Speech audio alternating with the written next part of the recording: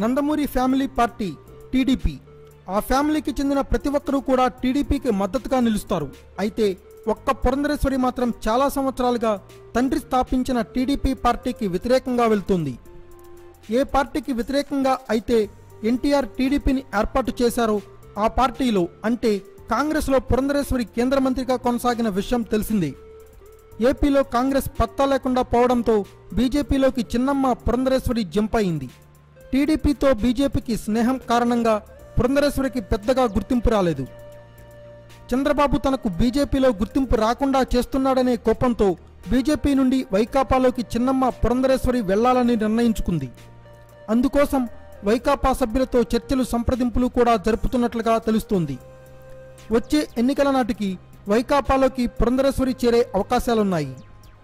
పురంధరేశ్వరితో పాటు మాజీ ఎంపీ లగడపాటి రాజగోపాల్ కూడా వైకాపాలో జాయిన్ అయ్యే అవకాశాలు స్పష్టంగా కనిపిస్తున్నాయి. జగన్ భవిష్యత్తు సీఎం అనే టాక్ ఎక్కువగా వినిపిస్తున్న సమయంలో చిన్నమ్మ ఈ నిర్ణయం తీసుకున్నట్లుగా తెలుస్తోంది. చిన్నమ్మ నిర్ణయం తెలుగుదేశం పార్టీకి పెద్ద షాక్ అని చెప్పవచ్చు.